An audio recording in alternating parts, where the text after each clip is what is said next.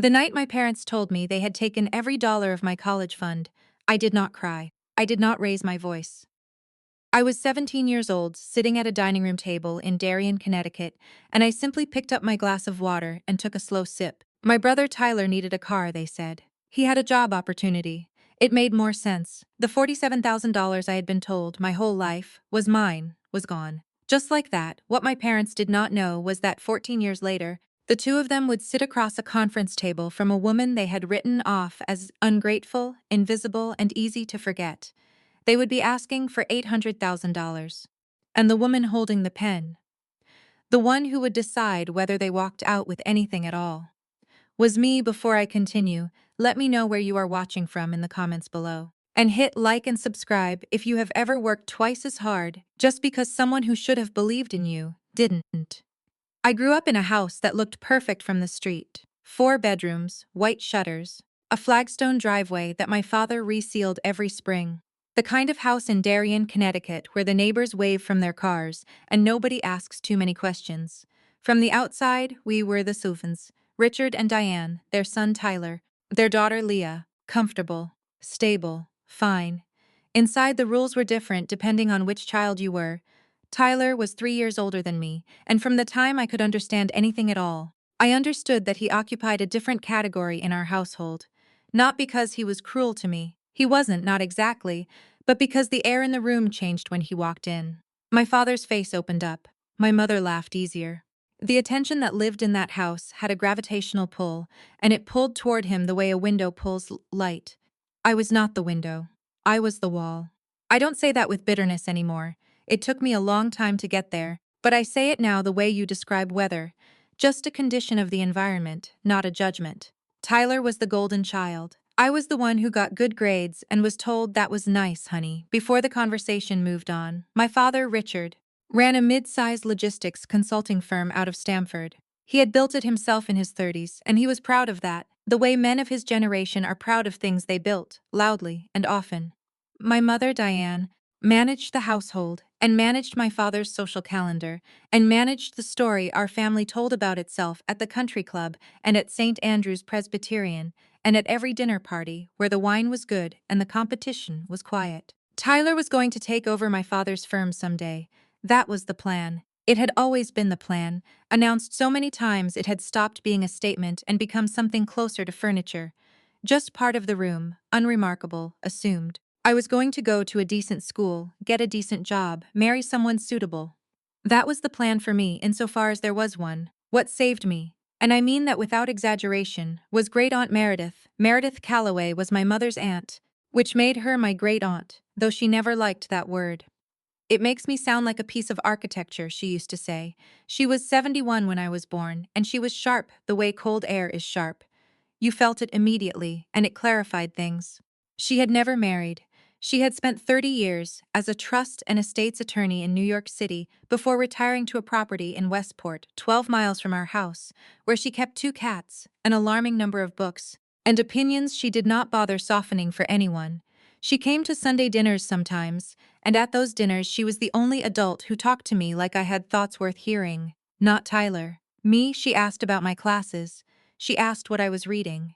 When I was 14 and told her I had placed first in the state math competition, she put down her fork, looked at me across the table and said, "Tell me exactly how you did it. Not congratulations, not that's wonderful, tell me exactly how." She wanted the mechanics.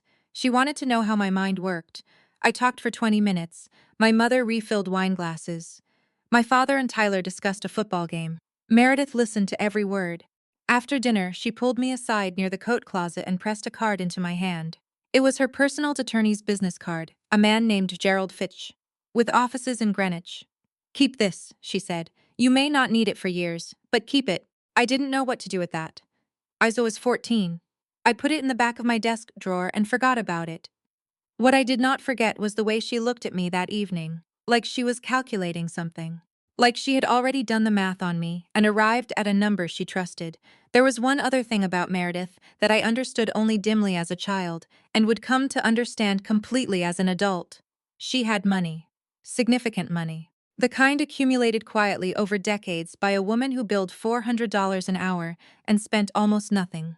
She had inherited property from her own parents, sold it well, invested carefully, and in 40 years of disciplined living had built something that the rest of my mother's family spoke about in lowered voices and sideways glances. The number I eventually learned was $2.4 million, held in a private trust. My mother's family, my grandmother, my two uncles, my mother herself, had been circling that trust for years the way seagulls circle a parking lot. Meredith knew it. She found it amusing in the dry, unsentimental way she found most human behavior amusing.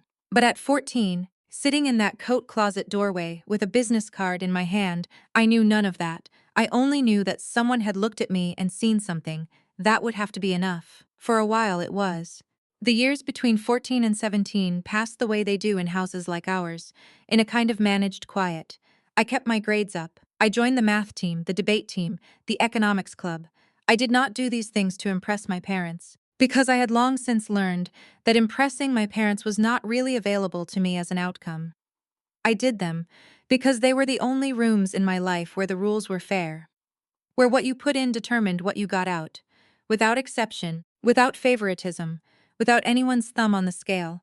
Tyler, during those same years, drifted. He graduated high school with a C average and enrolled at a state school in Vermont, where he lasted 18 months before coming home. My father called it taking a different path. My mother bought him a new laptop to help him figure things out.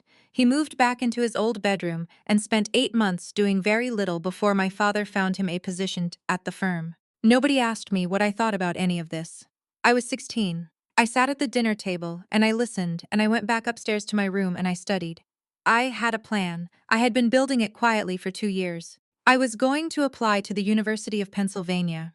I was going to apply to the Wharton School of Business, specifically because I had read everything I could find about it, and I understood, with the particular clarity of a teenager who has been underestimated her whole life, that it was exactly the right place for the way my mind worked. I had not told my parents. I had not told anyone.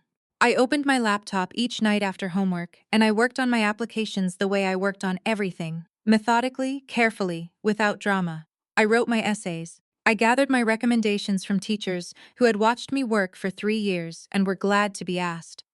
I submitted my financial aid forms, and in the back of my desk drawer, underneath a folded map of the Penn campus I had printed from the internet, was Gerald Fitch's business card. I did not yet know why I had kept it. The dinner where everything changed was a Thursday in October. I remember the specific quality of the light that evening. Late afternoon sun coming through the kitchen window at a low angle, the kind that makes ordinary things look warmer than they are. My mother had made pot roast. There was a loaf of bread from the bakery on Elm Street, still in its paper bag. Tyler was home for dinner, which had become more common lately, and he was in a good mood, which meant he talked more than usual, and my father laughed at things that weren't particularly funny. I set the table. I poured the water. I sat down in my chair, the one closest to the kitchen, the one I had sat in since I was old enough to sit at the table at all. My father cleared his throat. He did this when he had something to say that he had already decided, not something he was raising for discussion. I had learned the difference years ago. There was a throat clearing that meant he was thinking out loud, and there was one that meant the conversation was already over, and he was simply informing you of the conclusion. This was the second kind. "We need to talk about the college fund," he said. I looked up from my plate. The college fund had existed, in theory, for as long as I could remember. My parents had mentioned it at intervals throughout my childhood, the way parents mention things they want you to feel secure about. Not frequently enough to constitute a real discussion, but often enough that you absorb it as fact. "There is money set aside for your education, Leah." $47,000 accumulated over 17 years of birthday checks from grandparents, modest monthly contributions, a small inheritance from my mother's side redirected into an account with my name on it. $47,000. I had built my entire plan around it. Tyler's been offered a position, my father said. A real one. Outside the firm. There's a guy he knows. They're starting something together, a small distribution outfit. Good opportunity. Tyler nodded across the table. He was looking at his plate. "The problem," my father continued, "is logistics. He needs reliable transportation. Something that projects the right image. There's a truck he's looking at, a good one, used, but solid, and a little left over to get himself set up." I looked at my mother. She was cutting her bread into small, precise squares, "We're going to use the college savings," my father said. "The account in your name. We'll need to close it out." The room did not spin. My vision did not blur. I have read stories where people describe moments of shock as cinematic, as if the world tilts or the sound drops out. That is not what happened to me. What happened was simpler and in some ways worse. Everything stayed exactly the same. The bread was still in its paper bag. The sun was still coming through the window. My father was still holding his fork. I said, "That's my college fund." "We know that," my mother said. Her voice was careful.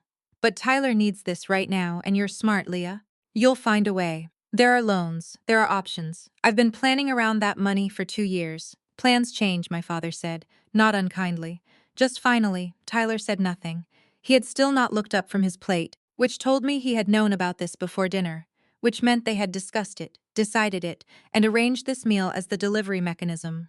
The pot roast, the bread from the bakery, the low autumn light. I picked up my glass of water and I took a slow sip.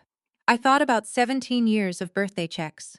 I thought about the $47,000 that had existed in an account with my name on it, that had felt like proof of something.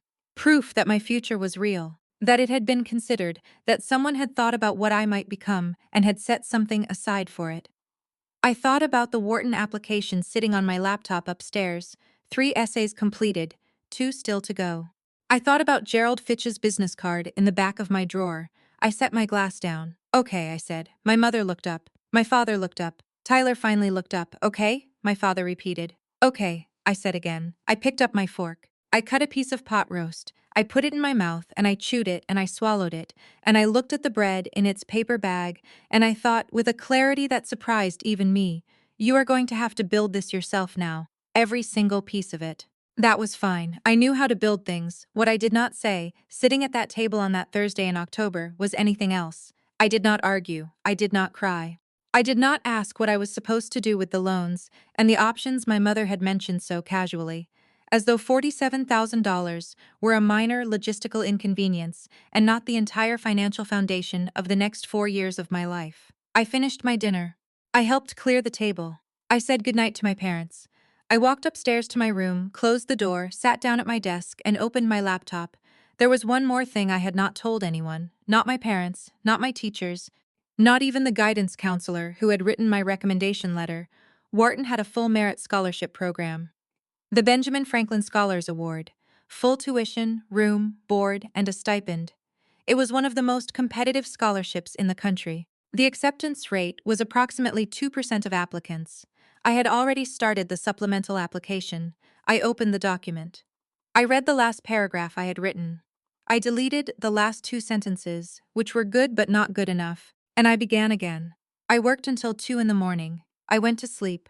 I woke up at 6 and worked for another hour before school. I did not tell my parents about the scholarship application. I did not tell them about Wharton at all. I had decided, sitting at that dinner table with a glass of water in my hand, that what happened next in my life was no longer any of their business. They had made their choice. Now I would make mine. Downstairs, I could hear my father leaving for work, the familiar sound of his keys on the hook by the door, the garage opening, the car backing down the flagstone driveway. He resealed every spring. Tyler slept until 10. I caught the 7:15 bus to school. The scholarship application was due on December 1st. I submitted it on November 28th at 11:47 in the evening, sitting at my desk in the dark with a cup of cold tea and the particular stillness that comes after you have done everything you can possibly do, and there is nothing left but to wait. I read it final time. I checked every word. I clicked submit. I closed the laptop, and I sat in the dark for a few minutes, and then I went to bed. I did not tell anyone. The months that followed had a strange double quality to them. On the surface, life in the Sullivan house continued exactly as it always had. Dinner at 6:30. My father talking about work. My mother managing the calendar. Tyler coming and going with the loose energy of someone who has not yet been asked to be accountable for his time. And underneath all of it, invisible and humming, the thing I was waiting for. The school guidance counselor, Mrs. Hartley, called me in during the first week of December to discuss my college plans. She had my transcript in front of her, and the expression of someone who is about to deliver good news they have been looking forward to delivering. "Your numbers are exceptional, Leah," she said. "I want to make sure we're thinking ambitiously here. Have you considered Penn? Northwestern?" Duke? I've applied to Penn, I said. She looked pleased. Early decision, regular decision, I said. And I've applied for the Benjamin Franklin Scholars Program. The expression on her face shifted into something more careful, the look of someone who wants to encourage you without setting you up for a fall. That's a very competitive program, she said. I know, I said. She looked at me for a moment. Then she said, okay, let's talk about backup options, just to be thorough. I sat through that conversation. I listed some backup options. I thanked her for her time. I walked back to class and I took out my notebook, and I kept going. At home, I said nothing. My parents did not ask about college applications because it had been established, in the quiet way things get established in families, that Tyler's career trajectory was the item of interest, and mine was a logistical matter to be sorted out with loans and options. My mother occasionally mentioned a cousin who had done well at UConn. My father said nothing about it at all. Tyler's truck arrived in November. A black Ford F-250, 3 years old, detailed to look newer. I watched from the upstairs hallway window as it pulled into the driveway, and my father and Tyler walked around it the way men walk around vehicles they are proud of, slowly, with their hands in their pockets, nodding. My $47,000. I watched for a minute. Then I went back to my desk. The winter passed. I studied. I worked my weekend shift at the public library, shelving books on Saturday mornings for $9 an hour, money I was quietly setting aside in a savings account my parents did not know about. It was not much, $40–50 a week, but I was not saving it for anything specific. I was saving it because having money my parents did not know about felt, for the first time in my life, like a form of safety. In February, on a Tuesday afternoon, I came home from school to an empty house. My mother was at her book club. My father was at work. Tyler was wherever Tyler went in the afternoons. I dropped my backpack by the door, and I went to the kitchen for a glass of water, and I noticed the light on my phone blinking. An email notification. I almost didn't look. I had trained myself not to refresh my inbox too frequently, because the waiting was easier if I kept it at a distance. But I looked. The subject line said, Benjamin Franklin Scholars Program, Decision. I stood in the kitchen in my coat and my school shoes, and I opened the email. I read the first sentence. I read it again. I set the phone face down on the counter. I stood very still for a moment. I could hear the refrigerator humming. Outside, a car went past on the street. Somewhere in the neighborhood, a dog was barking at something, the repetitive, purposeless bark of a dog that has noticed movement and cannot let it go. I picked the phone back up and I read the rest of the email. Full tuition, room and board, the annual stipend. 4 years, I had gotten it. I stood in that kitchen, my parents' kitchen, with its good granite countertops and its sub-zero refrigerator and the bread from the bakery still sometimes in a paper bag on the counter. And I felt something move through me that I did not have a precise word for. Not triumph, exactly. Not relief, though there was relief in it. Something quieter than both of those things. A door opening onto a room I had built myself, in secret over the course of a long dark winter, and now here it was. Real solid mine. I did not call anyone. I did not go next door to tell the neighbors. I did not run downstairs when my mother came home an hour later and announce it at the kitchen table the way Tyler had announced his truck. I went to my room. I opened my laptop. I pulled up the financial aid portal, and I began to read through the details of the award, carefully, the way Meredith had taught me to think about things. Methodically, from the beginning, not skipping ahead. It was during this, somewhere in the third page of the award documentation, that my phone rang. The number on the screen was a Connecticut area code I did not immediately recognize. I almost let it go to voicemail. I answered it. Leah. The voice was Meredith's, dry, precise, with that particular quality of attention she always carried, as if she were taking notes. I hear you had some news today. I went still. How did you know? Gerald Fitch is a friend of the Dean of Admissions at Penn, she said. Word travels in certain circles. Congratulations. I knew you would do it. I didn't say anything for a moment. I want you to come and see me, Meredith said. Not this weekend, next weekend, Saturday morning. Come at 10. Bring nothing. I'll have coffee. Okay, I said. Is everything all right? There was a brief pause. When she spoke again, her voice had shifted slightly. Still precise, but with something underneath it that I had not heard from her before. Something deliberate. Everything is very much all right, she said. There are some things I want to tell you about. Things that will matter to you. Things that I've been waiting until the right moment to discuss. She paused again. I think the right moment, she said, has arrived. I held the phone after she hung up and looked out my bedroom window at the flagstone driveway below, where Tyler's black truck sat in the November dark. I did not know yet what Meredith wanted to tell me.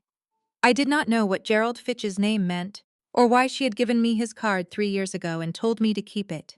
But I thought about the way her voice had sounded on the phone.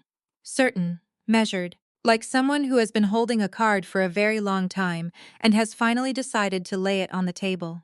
I thought, something is coming. I was right. Meredith's house in Westport was the kind of house that had been lived in seriously. Not decorated, lived in.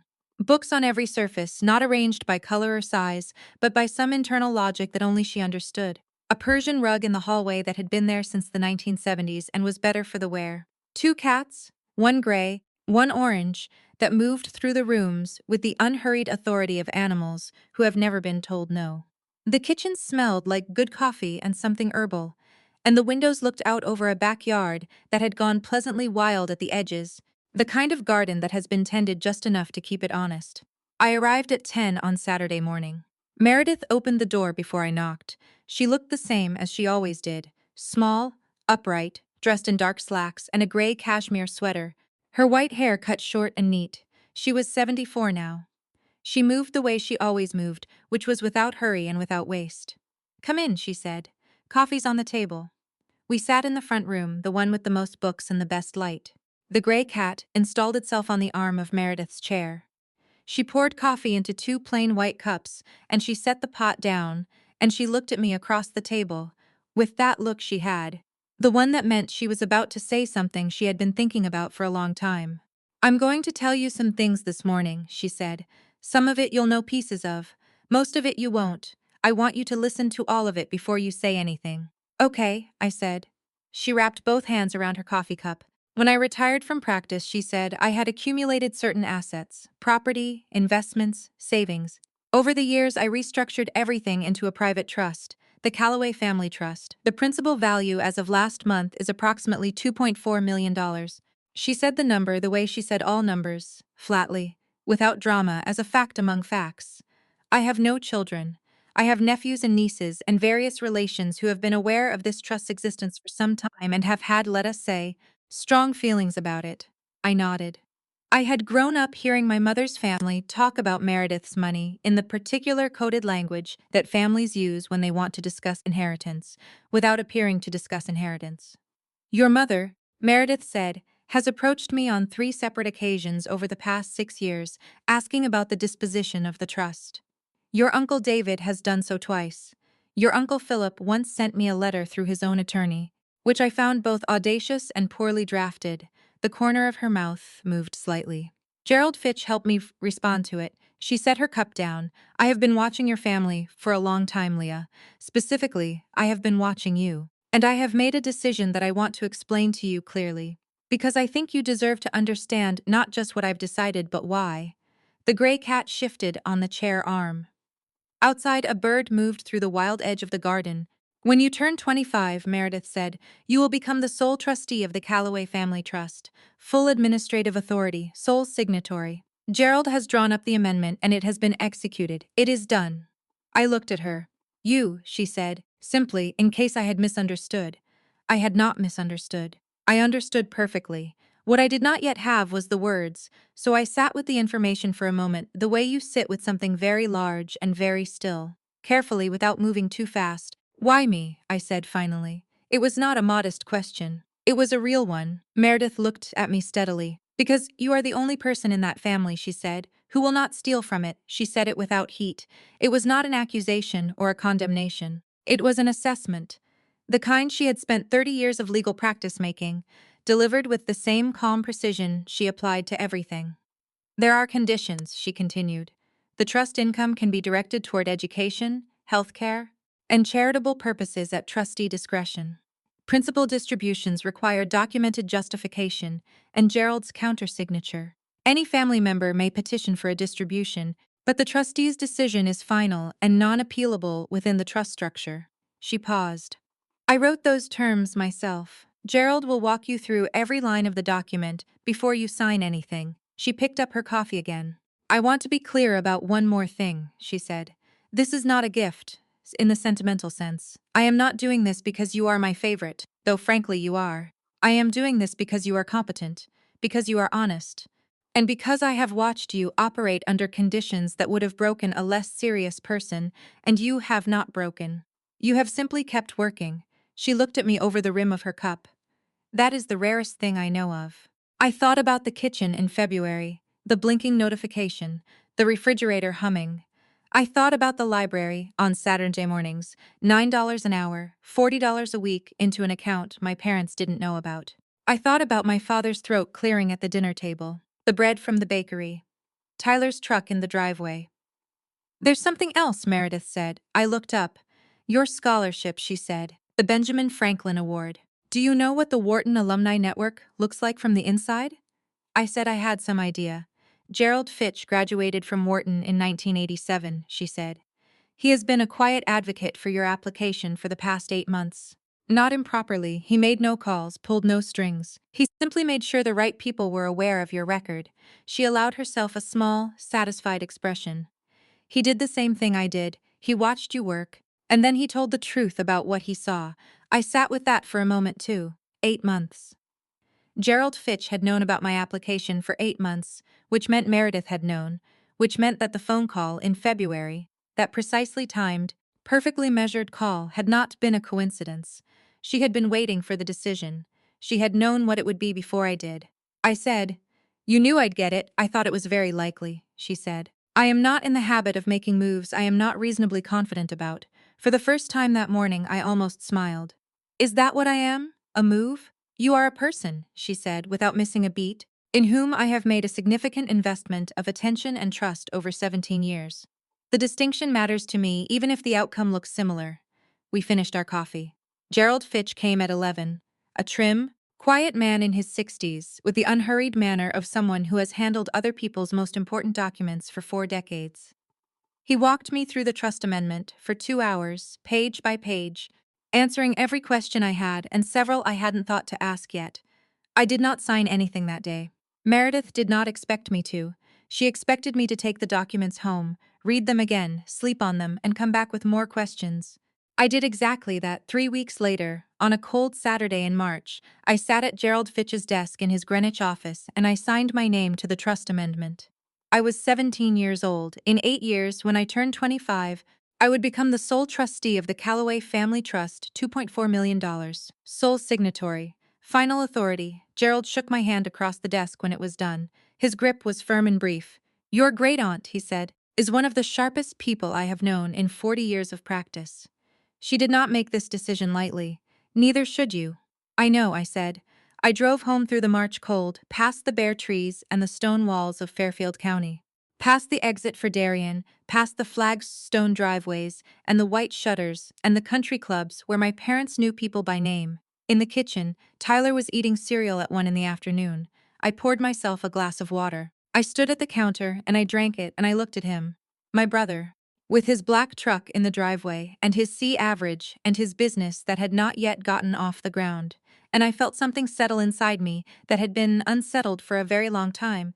I thought, we are not in the same position anymore. We have not been in the same position for quite some time. You just don't know it yet. I rinsed my glass. I went upstairs. I had a problem set due Monday, and I wanted to finish it before dinner. The 4 years at Wharton did what I had known they would do, which was change everything, not in the dramatic, cinematic way that people describe transformative experiences when they are trying to make them sound more interesting than they were. It was not a montage. It was 4 years of very hard work in an environment that finally matched the speed at which my mind had always wanted to move, surrounded by people who were serious about the same things I was serious about, taught by faculty who treated intellectual rigor not as an obstacle but as the whole point. I thrived. That is the simple word for it. I thrived the way a plant thrives when it is finally in the right soil, not explosively, not overnight, but steadily and in every direction at once. I graduated summa cum laude in the spring of my 21st year. I had a job offer from a hedge fund in Manhattan before I walked across the stage, Hargrove Capital Management. A mid-size fund with a reputation for developing young analysts who were willing to work harder than was strictly comfortable. I was willing. I started in July. I did not invite my parents to graduation. That requires more explanation than it might seem to. It was not a dramatic decision, not a gesture of defiance I had been building toward. It was simply that by the time graduation arrived, my parents and I existed in a relationship that had contracted to its barest functional form. Occasional phone calls, a Christmas visit every other year, the kind of contact that maintains the technical status of a family connection, without pretending to be something warmer. They knew I had gone to Penn. They did not know about the scholarship. I had told them, when I left for Philadelphia at 18, only that I had managed to arrange financing and that they should not worry about the costs. My mother had said, "That was wonderful, honey." My father had nodded. Tyler had not been home that weekend. For 4 years. They did not ask how I was paying for it. That told me everything I needed to know about how much they had been thinking about me. In Manhattan, I rented a studio apartment in Astoria, small, practical, close to the N train, and I went to work. The hours at Hargrove were long in the way that hours at any serious fund are long. Early mornings, late evenings, weekends that were never fully weekends. I did not mind. I had been working hard my whole life. The difference now was that the work had traction. Every hour I put in built towards something visible and real. I turned 25 in October of my 4th year at Hargrove. Gerald Fitch called me on my birthday, as he had every year since I was 17. "Happy birthday," he said. "You know what day it is." "I know what day it is," I said. We met the following week in his Greenwich office. The same desk, the same firm handshake. He walked me through the trust documents again, updated now for the formal transfer of trustee authority. The principal value had grown in the 8 years since Meredith had first told me about it. It was $2.7 million now, conservatively managed and quietly compounding. Meredith had died the previous spring, at 82, in her house in Westport, with the Persian rug in the hallway and the 2 cats and the books on every surface. She died the way she had lived, on her own terms, having arranged everything in advance, leaving nothing unfinished. She had called me a week before the end, and we had talked for 40 minutes about tax-efficient charitable giving and the relative merits of donor-advised funds, which was her way of saying goodbye. I missed her every day. I signed the trustee documents in Gerald's office on a Tuesday afternoon in October, with the bare trees visible through the window and a cup of his assistant's very good coffee going cold beside me. I was now formally and legally, and finally, the sole trustee of the Calloway Family Trust. I did not tell my parents. For 2 more years, nothing happened. I worked. I was promoted to senior analyst at Hargrove. I moved from Astoria to a 1-bedroom in the West Village that was small but had good light and was close to a farmer's market I liked on Saturdays. I ran in Riverside Park on weekend mornings. I had friends from Wharton who had scattered across the city and who I saw regularly for dinner and occasionally for the kind of long weekend trips that people in their late 20s take when they are finally earning enough to afford them. My life was good. It was genuinely, solidly good, and I had built every piece of it myself, and that fact was not something I thought about constantly, but it was always there, underneath everything, the way a foundation is always there, invisible when things are stable, felt only when something pushes against it. The push came on a Wednesday evening in March. I was at my desk at Hargrove, working through a position analysis, when my phone buzzed. A Connecticut number. My father. I looked at the phone for one full ring cycle before I answered. Leah. His voice had a quality I did not often hear from him. Careful, almost cautious. The voice of someone who has rehearsed what they are going to say and is now discovering that the rehearsal was insufficient. "How are you?" "It's been a while, it has," I said. "I'm fine." "What's going on, Dad?" There was a pause. "Tyler's had some difficulty," he said. Tyler's difficulty, as my father laid it out over the next 10 minutes, was substantial. The distribution business he had started with his friend 7 years ago had collapsed. Not suddenly, but in the slow, grinding way that businesses collapse when they are undercapitalized and poorly managed. There were debts. The black truck had been sold 2 years ago. Tyler had been living at home for 8 months. My father's firm, which had been struggling since a larger competitor had moved into the Stamford market, was not in a position to absorb the losses. "We're in a difficult spot," my father said. "Your mother and I'm sorry to hear that," I said. Another pause. Longer this time. "We've been looking at options," he said, "and I wanted to reach out to you because," he stopped, started again. "Are you in a position to help? Financially, I mean. Some kind of loan, maybe. Just to get through the next year while things stabilize." I sat with that for a moment. My father, Richard Sullivan, who had resealed the flagstone driveway every spring, who had built his consulting firm in his 30s, and been proud of it loudly and often, who had sat at the head of the dinner table on a Thursday in October and told me in his final decision voice that the $47,000 set aside for my future was gone, was asking me for money. I thought about a 17-year-old girl eating pot roast in silence. I thought about a cold February kitchen and a blinking notification. I thought about Saturday mornings at the library, $9 an hour. I appreciate you calling, I said. My voice was even. I'm not in a position to offer a personal loan right now, but I'd encourage you to look at all your options carefully. There may be resources you haven't fully considered. My father was quiet for a moment. Then, what does that mean? It means there are options, I said. You told me that once. You said there are loans. There are options. I let that sit for exactly 1 second. I'd look into them. I could hear him breathing on the other end of the line. Leah, I have to get back to work, Dad, I said. Give my love to Mom. I hung up. I set the phone face down on my desk. I looked at the position analysis open on my screen. The numbers were the same as they had been 5 minutes ago.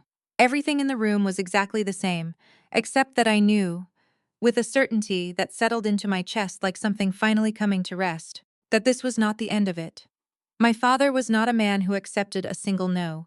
He would regroup, he would try another angle, he would find another door to knock on. What he did not know, what none of them knew, was that one of the doors he was about to knock on was mine. The calls from my mother started the following week. Leah Sullivan had a particular technique when she wanted something. She did not ask for it directly, not at first. She built toward it the way a contractor builds toward a load-bearing wall, laying groundwork first, establishing context, softening the approach with smaller, warmer materials before arriving at the thing she actually needed you to bear. The first call was about nothing. How was I feeling? Had I been getting enough sleep? She had seen an article about young professionals in Manhattan burning out, and she had thought of me. She had made her pot roast last Sunday. Tyler had eaten 3 helpings, she said, and laughed a little, the way she laughed when she was trying to remind me that Tyler was still Tyler. Still the same, still hers, still the center of the domestic world I had left. I let her talk. I gave her the minimum responses required to keep the conversation moving. Yes, I'm fine. No, I'm sleeping well. That sounds nice. And I did not ask questions that would extend things. And eventually she ran out of runway and we said goodbye. The second call, 3 days later, was warmer. She had found some old photos while cleaning out the upstairs closet. Me at 7, at a school recital. Me at 10, with a ribbon from the math competition. Did I want her to mail them? Sure, I said. That would be nice. You were such a serious little thing, she said.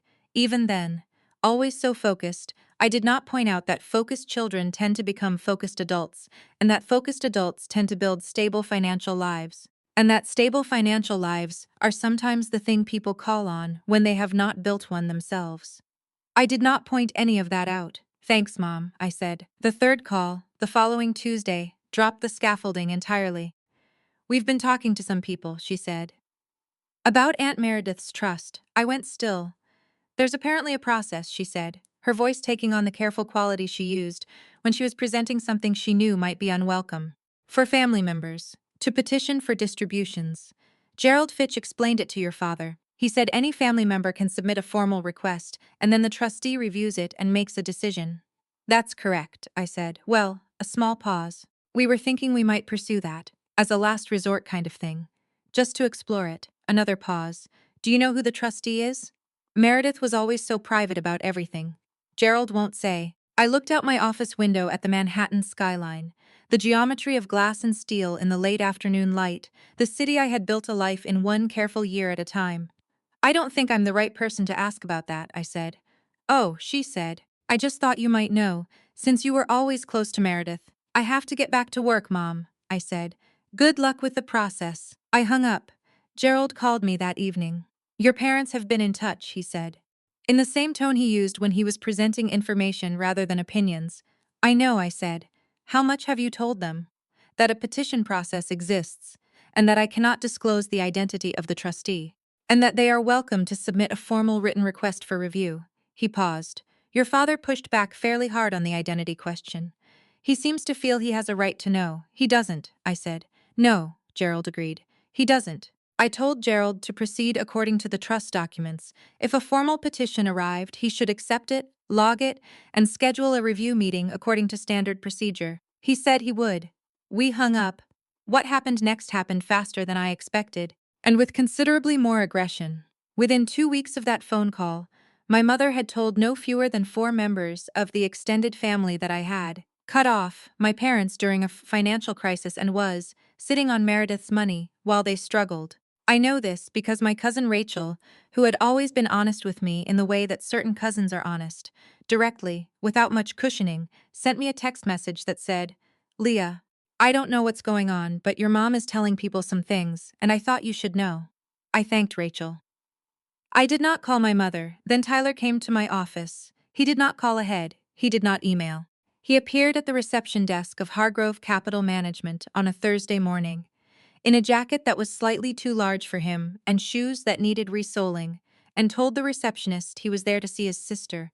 She called up to my assistant, who came to get me with an expression that communicated both professionalism and mild alarm.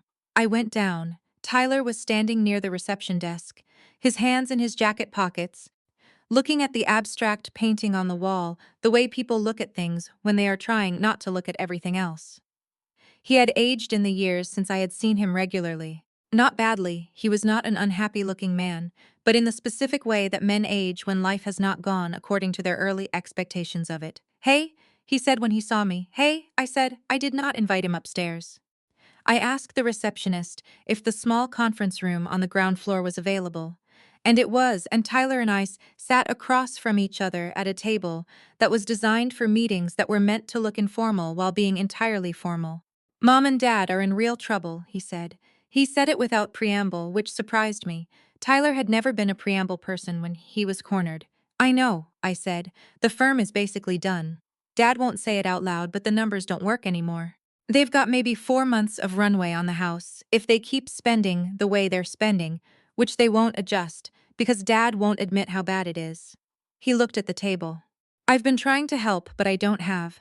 I'm not in a position where I can cover what they need." I waited. "I know I don't have standing to ask you for anything," he said. That surprised me too. I had not expected him to say that. "I know what happened with your college fund," he said. "I knew at the time. I didn't say anything, and I should have." "That was wrong," he looked up. "I'm not saying that to manipulate you.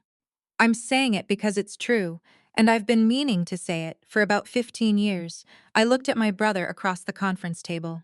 There was a version of this moment that existed in the story I had told myself for a long time, where Tyler was simply an extension of my parents' carelessness, a beneficiary who had never examined his own benefits, interchangeable with the truck in the driveway. But he was sitting across from me now as a person, not a symbol, and he looked tired and he had just said something true that cost him something to say. "I hear you," I said. "I appreciate that. Is there anything you can do?" he said. "Through the trust. Or personally. Or, I don't know how any of it works. I just know that Mom said there's a petition process and Dad has already submitted something to Fitch, and I wanted to talk to you directly before whatever happens next happens." I looked at him for a moment. "Tyler," I said carefully, "I can't tell you anything about the trust administration. That's not how it works. What I can tell you is that if your father submitted a petition, it will be reviewed according to the terms of the trust. And there will be a meeting, and a decision will be made through the appropriate process." He nodded slowly. "Okay," he said. "Okay, what I would also tell you," I said, "is that if your father submitted anything that isn't accurate, any documents, any representations about the family's history or finances that aren't fully truthful, that would be a serious problem." In a legal sense, Tyler looked at me. Something moved across his face that I couldn't fully read. "What do you mean?" he said. I held his gaze. "I mean that trust administration is a legal process with legal consequences, and everything submitted becomes part of a formal record. That's all I mean." He was quiet for a moment. "Is there something Dad did?" he said. I said nothing. Tyler looked at the table. He looked at his hands. He looked at the abstract painting on the wall visible through the glass partition. "Okay," he said quietly. "Okay." We walked back through reception together. At the door he stopped and turned. "For what it's worth," he said, "I always knew you were the smartest one of us. I just never said it." I looked at my brother. "Take care of yourself, Tyler," I said. I went back upstairs. I sat down at my desk. I pulled up the position analysis I had been working on before he arrived, and I looked at the numbers on the screen. Then I picked up my phone and called Gerald Fitch. The petition came in, Gerald said, before I could speak. I've reviewed it. Leah, there's something in the supporting documents you need to see. I already knew, in the way you sometimes know things before they are confirmed, what he was going to tell me. Send it over, I said. Gerald's email arrived at 6:47 that evening. I was still at my desk. The office had emptied out around me the way offices empty out after 7. Gradually and then all at once, until it was just the hum of the HVAC system and the city light coming through the windows and me. I had ordered dinner at 5 and eaten it without tasting it. I had been waiting for the email since we hung up. The way you wait for a test result you already know the answer to, but need confirmed in writing before you can act on it. I opened it. Gerald had attached the petition package, 31 pages, formal and organized, submitted on my father's behalf by a general practice attorney in Stamford, whose letterhead I did not recognize. The petition itself was straightforward: Richard and Diane Sullivan, family members of the late Meredith Calloway, requesting a principal distribution of $800,000 from the Calloway Family Trust to address documented financial hardship and preserve the family home. I read the petition letter.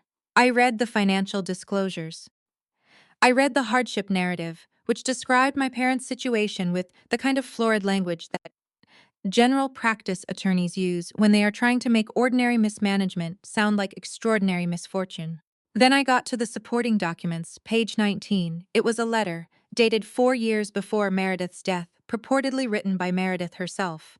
On her personal stationery, I recognized it, the cream-colored paper with the simple MRC monogram she had used for decades. The letter expressed Meredith's intention to provide for her niece, Diane, and her family in the event of financial hardship, and stated that she had discussed this intention with her attorney, and that it represented her wishes as a supplement to the formal trust documents. The letter was signed with Meredith's name. I read it twice. Then I read it a third time. Then I opened a different folder on my desktop. One I kept backed up in 3 separate locations, a habit Gerald had recommended when I first became trustee, and I found the correspondence archive from Meredith's last 8 years. Every letter she had sent me, scanned and dated and filed, I found 4 letters from the same period as the forged document. I put them side by side on my screen.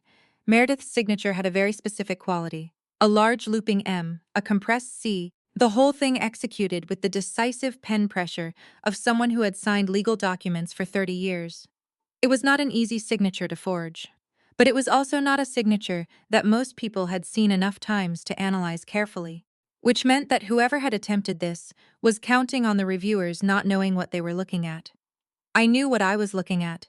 The forged letter's signature had the right general shape, but the M was wrong, too symmetrical, lacking the slight leftward lean that appeared in every genuine example I had. The C was too open. The pen pressure was inconsistent in a way that suggested multiple attempts within the same stroke. I sat back in my chair. My father had submitted a forged document to a legal trust proceeding.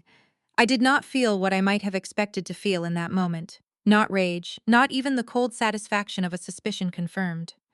What I felt was something closer to exhaustion. Not the exhaustion of someone who has been surprised, but the exhaustion of someone who has known for a long time that a thing was possible and has been quietly preparing for it, while hoping, in some small residual part of themselves, that they would not have to use the preparation.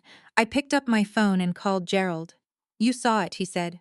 "I saw it," I said. "Page 19. I've already pulled Meredith's signature samples from the file," he said. "I have 17 authenticated examples going back to 2009. The document in the petition is not consistent with any of them." His voice was as even as always, but there was something underneath it, a carefully contained anger, the kind that belongs to someone who has spent 40 years protecting documents and understands exactly what it means when someone tries to corrupt one. "This is forgery, Leah. In a trust proceeding. It's a felony, I know," I said. "I've already spoken with an attorney who handles trust litigation. She can be at the meeting next week. I want law enforcement notified before we convene, not after." "Agreed," I said. "What do you need from me?" "A written instruction authorizing me to engage the trust litigation attorney and to notify the appropriate authorities in advance of the scheduled review meeting. And I need you to send me the authenticated signature samples from your personal archive." I'll have both to you. By 9 tomorrow morning, I said. We worked through the logistics for another 20 minutes. The meeting was already scheduled for the following Thursday. My father's attorney had confirmed with Gerald's office that morning, before any of this had come to light. We would not reschedule it. We would not give any indication that anything had changed. The meeting would proceed exactly as planned, with one significant difference from what my father was expecting. When we hung up, I sat for a long time in the empty office. I thought about Meredith, her cream-colored stationery, her precise pen, her 40 years of signing documents that meant exactly what they said. I thought about the last time I had seen her, 3 months before she died, when she had sat in the front room of her Westport house and held her coffee cup in both hands and talked for an hour about the importance of written records. Not because she was dying, she did not speak of dying, but because she believed, as a matter of professional principle, that the written record was the closest thing to truth that human institutions could produce. Someone had put her name on a lie. I closed the email. I opened a new document and began drafting the written instruction for Gerald, methodical and precise, the way she had taught me to approach everything that mattered. The city hummed outside the windows. It was almost 9. I thought about my father sitting down to draft the petition, or instructing his attorney to draft it, or however the conversation had gone. The decision point where he had looked at the $800,000 he wanted, and the document he didn't have, and the signature he needed, and had made a choice. I thought about what it must feel like to be so certain that your daughter is nobody, so thoroughly, unexaminedly certain that she is simply not a factor in any important calculation, that you would commit a felony to access money you assumed was managed by strangers. He had not even considered the possibility that I might be in the room. He had not considered it because he had never, not once in 32 years, considered me at all. I finished the authorization letter. I attached the signature samples. I set both documents to send at 9 the following morning. Then I did something I had not done in years. I opened my desk drawer and took out the card that had been in the back of it since I started at Hargrove, worn soft at the corners, the ink slightly faded, Gerald Fitch's name and the Greenwich address and the phone number I now knew by heart. I looked at it for a moment, then I put it back in the drawer carefully, and I closed the drawer, and I turned off my desk lamp, and I put on my coat, and I walked out into the Manhattan night. Thursday was 6 days away. I had everything I needed. I had been ready for a long time. The morning of the meeting I woke at 5:15 without an alarm. I lay in the dark of my West Village apartment for a few minutes, listening to the city. The particular quiet of Manhattan before 6, which is not silence but a lower register, the sound of the infrastructure breathing before the day starts. A truck on Hudson Street, a siren somewhere distant, moving away. The radiator ticking in the corner.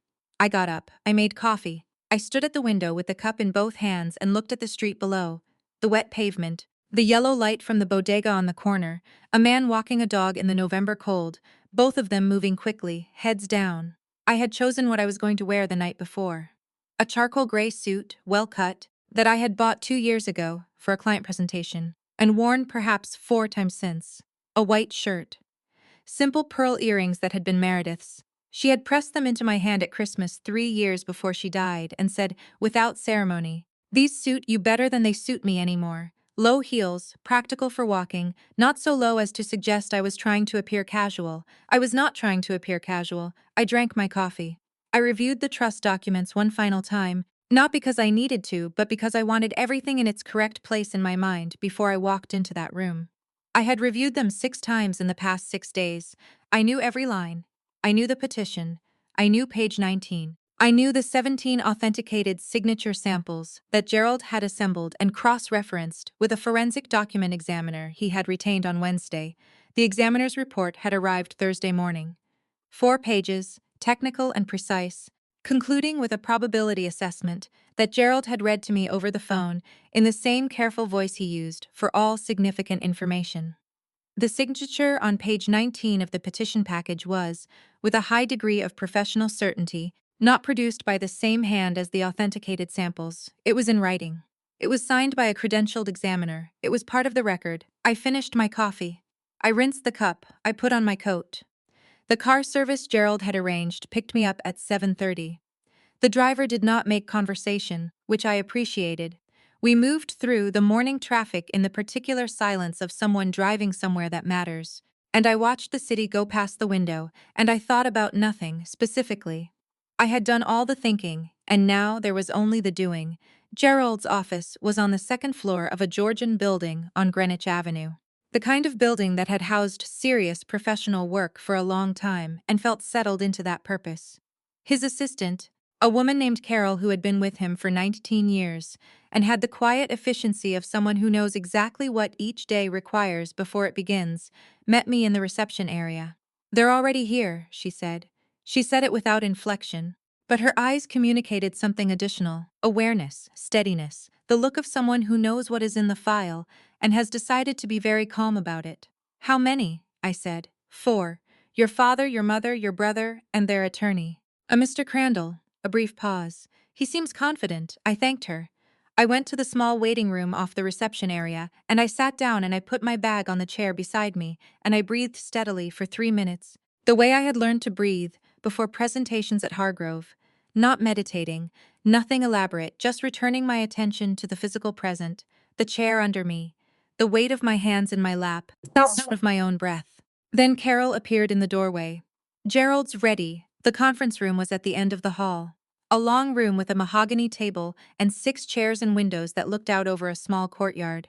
2 attorneys were already seated at the far end: Gerald, in his customary dark suit, and beside him a woman I had not yet met in person, Rebecca Crane, the trust litigation attorney he had engaged. She was in her mid-50s, composed, with the specific stillness of someone who has been in difficult rooms many times and has learned to treat them as workplaces rather than arenas. My father, mother, Tyler, and their attorney, Crandall, a heavy-set man in his late 50s, with the broad confidence of someone accustomed to general practice work in smaller markets, sat on the opposite side of the table. My father at the center, my mother to his right, Tyler to his left, slightly back from the table, as though he had not yet decided how much to commit to being there. I walked in. I had imagined this moment many times over the past 6 days, not obsessively, not with any particular script, but I had imagined it the way you imagine a practical task you have been preparing for, running through the basic mechanics so nothing surprises you. What I had not predicted, precisely, was the specific quality of the silence that fell when I came through the door. My father looked up, and I watched his face go through something that took perhaps 3 seconds and contained multitudes. Recognition, confusion, the beginning of a smile that was social habit, the smile stopping, the confusion deepening, something else coming in behind it that was not yet understanding, but was the edge of it, the border of the territory where understanding lived. My mother made a sound. Not a word, just a small involuntary sound, the kind the body makes when the mind has not yet caught up. Tyler, to his father's left, looked at me and then looked at Gerald and then looked back at me. And I could see him assembling the information. The things I had said to him in the ground floor conference room 2 weeks ago. The careful language I had used. The warning I had delivered without naming what I was warning about. And arriving somewhere closer to understanding than either of his parents. Crandall looked from me to Gerald with the expression of a man recalibrating. I walked to the head of the table. I set my bag on the floor. I pulled out the chair and I sat down. I opened the folder in front of me, the trust documents, Gerald's summary, Rebecca Crane's litigation notes, the forensic examiner's report, and I aligned the edges against the table and I looked up. My father said, "Leah, what are you?" He stopped. He looked at Gerald. "What is she doing here?" Gerald said calmly, "Mr. Sullivan, I'd like to introduce you to Leah Sullivan, the sole trustee of the Calloway Family Trust. She will be presiding over today's petition review." The room was very quiet. My father's face had gone through the border now and arrived fully in the territory of understanding. I watched it happen, the pieces connecting, the implications assembling, the math resolving into a number he had not been expecting. The color in his face changed. His jaw moved slightly, as though he had started to form a word and then thought better of it. My mother was looking at me with an expression I had never seen on her face before. Not anger, something more complicated than anger. Something that contained the recognition of a very long history being re-seen from a different angle. Crandall leaned over and said something quietly to my father. My father shook his head slightly. "She can't be the trustee," my father said. His voice was not quite steady. "Meredith would never have." Leah was 17. The trust amendment designating Ms. Sullivan as trustee was executed when she was 17 and became effective upon her 25th birthday, Gerald said. The documentation is part of the record. Ms. Crane has reviewed it. Rebecca Crane nodded once, without expression. My father looked at me across the table. I looked back at him. I did not smile. I did not adjust my expression. I held his gaze the way Meredith had taught me to hold things, steadily, without hurry, without heat. I've reviewed your petition, I said. My voice was even. And the supporting documentation. I'd like to discuss page 19. Crandall sat forward. Miss Sullivan, I'm not sure you have the authority. She has full authority, Rebecca Crane said, pleasantly and without raising her voice. She is the sole trustee. Her authority over this proceeding is complete. Crandall sat back. I opened the forensic examiner's report to its final page. I slid a copy across the table to Crandall. I slid a copy to my father. The letter on page 19 purports to have been written and signed by Meredith Calloway, I said. I have 17 authenticated examples of Meredith's signature on file, spanning 14 years.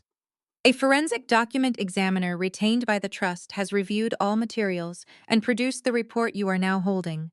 My father was looking at the report. His hands, flat on the table, were very still. The examiner's conclusion, I said, is that the signature on page 19 was not produced by Meredith Calloway. The silence that followed was the particular silence of a room in which something has become irreversible. My mother put her hand over her mouth. Tyler closed his eyes. Crandall was reading the report with the focused attention of a man rapidly revising his understanding of the situation he had walked into. My father looked up from the paper. He looked at me. And for the first time in my life, in 32 years of dinners and holidays and phone calls and silences, I saw something in his face that I had never seen directed at me before. He saw me. Not the wall. Not the background. Not the daughter who was fine and would figure it out. Me. It was, I thought, a terrible way to finally be seen. Rebecca Crane reached into her folder and produced 2 additional documents, which she placed on the table in front of Crandall, with the careful deliberateness of someone who has done this before and understands the weight of the gesture. These are formal notifications, she said. The first is from the trust, documenting the identification of a potentially fraudulent document in a trust proceeding. The second is from the Greenwich Police Department's Financial Crimes Unit. She paused. They will be joining us shortly. My father made a sound. It was not a word. It was just a sound. Low, compressed, the sound of a structure giving way. The Greenwich Police Department sent 2 detectives. They arrived at 11:14. I know because I was looking at the clock on the wall above the courtyard window when Carol knocked and opened the conference room door and stepped back to let them in. Detective Maureen Vasquez, who was in her mid-40s and wore a dark blazer, and the particular composed expression of someone who has delivered bad news in professional settings enough times that it has become a kind of neutral competence. And Detective Ray Cho, younger, quieter, who carried a folder and positioned himself near the door with the practiced stillness of someone whose job is frequently to watch. The room, which had already been quiet, became a different kind of quiet when they walked in. Crandall stood up. He introduced himself, gave his bar number, asked in the careful language of an attorney, who is suddenly aware that he may be adjacent to something significantly more serious than he had been briefed on, whether his client had been formally notified of the nature of this meeting. Mr. Sullivan was notified through counsel. Rebecca Crane said that today's meeting would include a review of all supporting documentation submitted with the petition. Crandall sat back down. He leaned close to my father and spoke quietly. My father shook his head. Crandall spoke again. My father shook his head a second time, with the stubborn, diminished energy of a man who has decided that if he stops moving, he can stop what is happening. Detective Vasquez introduced herself to the room. She was courteous and unhurried. She explained that she was there in connection with a report filed by the Calloway Family Trust regarding a potentially fraudulent document submitted in a civil trust proceeding, that no one in the room was under arrest, and that she had some questions she would like to ask, beginning with Richard Sullivan. If he was willing to speak with her. My father looked at Crandall. Crandall, to his credit, gave him the right advice immediately. He shook his head. My client will not be answering questions at this time, Crandall said. Detective Vasquez nodded as though this were entirely expected, which it was. She said that was his right, and that the investigation would proceed regardless, and that if Mr. Sullivan wished to cooperate at a later point, The offer remained open. She said it the way people say things that are technically offers, but are really just descriptions of what is going to happen with or without your participation. My mother had not moved for some time. She was sitting very straight in her chair, both hands in her lap, looking at the center of the table. Not at me, not at my father, not at the detectives, at the table. I had watched her throughout the morning, through the reveal, through the forensic report, through Rebecca Crane's documents, through all of it. And what I had seen was not what I had expected to see. I had expected anger, or denial, or the specific performance of injury that my mother sometimes deployed when she felt cornered. The wounded voice, the suggestion that everyone was being very unfair. I had seen versions of that my whole life. What I saw instead was something that looked, in its stillness and its flatness and its careful avoidance of eye contact with anyone, like shame. I did not know what to do with that, so I looked at Tyler had pushed his chair back from the table sometime after the detectives arrived, creating a few inches of physical distance from his father that might have been unconscious or might not have been. He was watching Detective Vasquez with the contained attention of someone trying to understand the full scope of what he had walked into. At one point, while Crandall was reviewing one of Rebecca Crane's documents, Tyler looked across the table at me. I met his eyes. He held my gaze for a moment, and I could not read what was in it exactly. Not accusation, not gratitude. Something more complicated than either. The look of someone watching consequences arrive for people he loves, and finding that he cannot stop them, and is not entirely sure he should. I looked back at my folder. Detective Vasquez spoke for approximately 20 minutes, addressing the room generally, explaining the process, the timeline, what would happen next. The forensic report had been submitted as a formal exhibit. The petition package had been impounded as part of the investigation. The trust proceeding itself was suspended pending the outcome. She was clear about one thing in particular. The identification of a potentially forged signature on a document submitted in a legal proceeding constituted, depending on the investigation's findings, potential criminal exposure under Connecticut statutes covering forgery in the first degree and fraudulent use of a legal instrument. She named the statutes by number. She did not editorialize, she simply named them the way Gerald named numbers, flatly, as facts. My father's face when she named the statutes did something I had never seen it do. It collapsed, not dramatically, not the way faces collapse in films, with a single tear or a trembling lip or a sound. It collapsed the way old structures collapse when the load-bearing element finally gives. Gradually, and then all at once, the organized surface of it losing its coherence, the muscles around his jaw going slack, his eyes going somewhere that was not the room. He looked, suddenly, very old. I had not expected that either. I had expected the Richard Sullivan of the dinner table, certain, final, the man whose throat clearing meant the conversation was already over. I had not prepared myself for this version, which was smaller and older and frightened in a way that was deeply human, and therefore, despite everything, not nothing. I breathed through it. Crandall called a recess. Detective Vasquez agreed to a 15-minute break. My father and mother and Crandall stepped out into the hallway. Tyler stayed in his seat. He did not look at me. I stood and went to the window and looked out at the courtyard. A small square of November light, a bare tree, a stone bench that no one was sitting on. Gerald came and stood beside me. "You did well," he said quietly. "Meredith did well," I said. "She built something that held." He was quiet for a moment. "She would be very pleased," he said. I looked at the bare tree in the courtyard.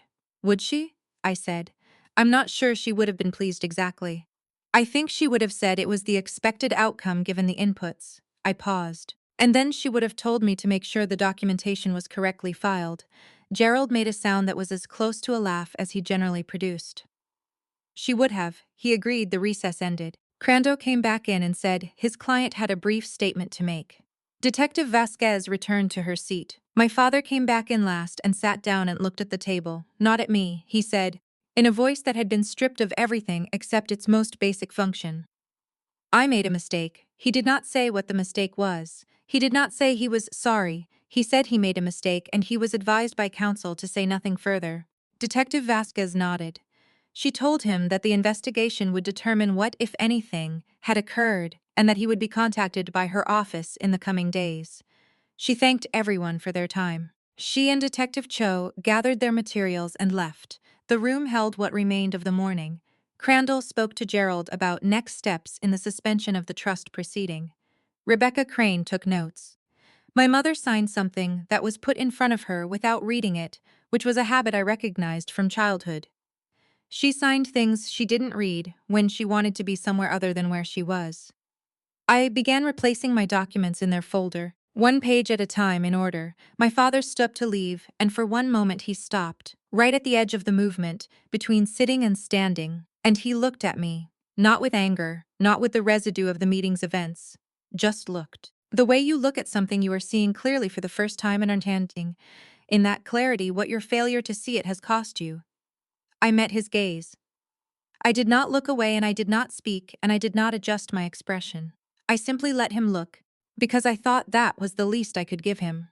The truth of me, clearly visible, finally, at the end of everything. Then he stood all the way up and walked out of the room.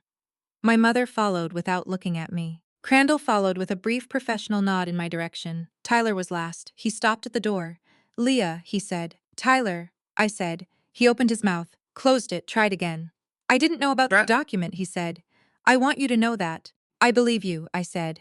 And I did. He nodded. He looked at the floor. Is there anything? Are they going to be? He stopped again. The question was too large to fit into a sentence. I don't know what happens next, I said honestly. That's not in my hands. Gerald's office will be in contact about the trust proceeding once the investigation reaches a conclusion. He nodded again. He looked like he wanted to say something else and couldn't find it. Take care of yourself, I said. The same thing I had said to him 2 weeks ago in the ground floor conference room at Hargrove. He looked up at me one more time. You too, he said. Then he was gone. I stood in the empty conference room, the manila folders, the courtyard window, the late November light falling on the stone bench outside, and I let the silence settle around me. Gerald and Rebecca Crane were speaking quietly at the far end of the table. The practical debrief of two professionals returning a difficult morning to its administrative components.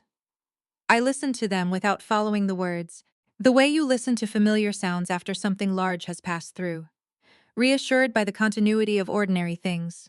I thought about a Thursday in October, 17 years ago. Pot roast and bread from the bakery, a glass of water. A throat clearing that meant the conversation was already over. I thought about a 17-year-old girl taking a slow sip and deciding, quietly and without announcement, that she was going to build everything herself. She had every single piece of it. 18 months passed, the way time passes after something large. Not slowly, not quickly, but with the particular texture of time that has been cleared of a weight you did not fully realize you were carrying until it was gone. I went back to work. I ran in Riverside Park on weekend mornings. I went to the farmer's market on Saturday and bought vegetables I actually cooked and coffee I actually made at home instead of grabbing from the cart on the corner. Small things, ordinary things. The scaffolding of a life that was fully mine. The investigation took 4 months. Gerald kept me informed at each stage with the same measured efficiency he brought to everything. A phone call when there was something to report, silence when there wasn't, never more or less than the situation required. The forensic examiner's report had been thorough, and the documentation trail had been clear, and the Stamford attorney my father had used, confronted with the evidence, had cooperated with investigators in a way that, Gerald said carefully, had simplified certain aspects of the proceedings. My father was charged with forgery in the first degree and fraudulent submission in a civil legal proceeding. He did not go to trial. He took a plea in month 7. 2 years probation, a fine, mandatory restitution to the trust for legal costs, and a public record that would follow him for the remainder of his professional life. His consulting firm, which had been on life support before the investigation began, did not survive the reputational damage. It closed in month 5. I did not attend any of the hearings. Gerald represented the trust's interests. I stayed in Manhattan and went to work and ran in the park and went to the farmer's market and let the process do what processes do when they are correctly built, proceed to their conclusion without requiring my constant presence to hold them together. My mother called me once, in month 3. It was a Sunday morning. I was at the farmer's market, standing at a stall that sold winter squash and dried herbs, when the Connecticut number appeared on my screen. I stepped away from the stall and answered it. She did not perform injury. She did not deploy the wounded voice. She said, in a tone I had not heard from her before, quieter than usual, stripped of its social management, just a woman in her 60s on the phone with her daughter. I owe you an apology. I stood on the sidewalk in the November cold with a bunch of dried sage in my hand. She said she had not known about the document, that she wanted me to understand she had not been part of that specific decision. She said she believed that was true. I said I did too, because I did. Then she said, after a pause, I also owe you an apology for things that have nothing to do with the document. Things that go back much further. I did not say anything. I don't expect you to forgive me, she said. I'm not asking for that. I just wanted to say it. We were on the phone for 11 minutes. When we hung up, I stood on the sidewalk for another minute, the dried sage still in my hand, the market noise moving around me, vendors and strollers, and the smell of roasted nuts from the cart on the corner. Then I bought the sage and a butternut squash and a bag of apples, and I walked home. I did not call her back that week. Or the next. But I did not delete her number. That felt like the honest position, not reconciliation, not permanent severance. But the door left slightly ajar, the question unanswered, in a way that left room for what time I might make of it. Tyler and I had a single conversation in month 4. He had found work.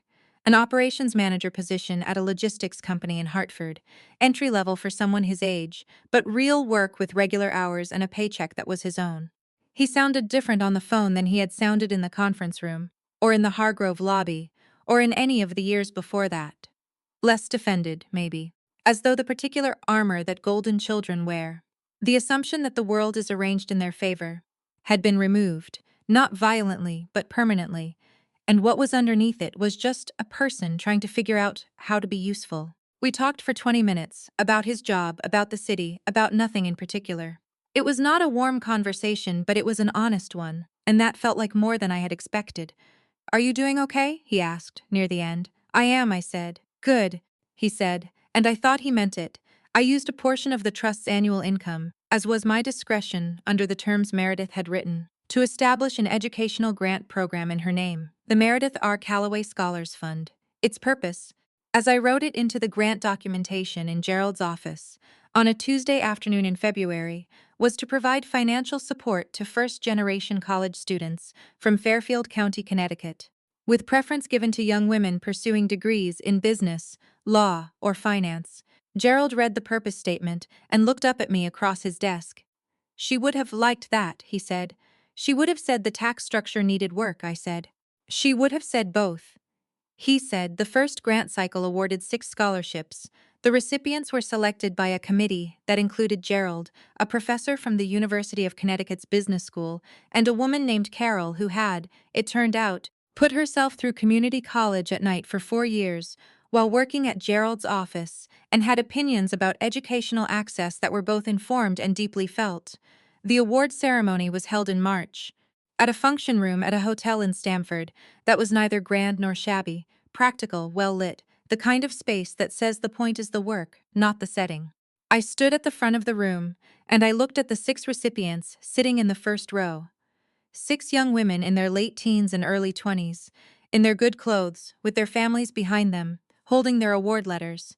One of them, a 17-year-old from Bridgeport named Amara, who wanted to study finance at Northeastern, had submitted an essay about a decision she had made in the 9th grade to start saving money in an account her parents didn't know about, because she had learned early that self-sufficiency was the only kind she could fully trust. I had read her essay 4 times. I did not cry at the ceremony.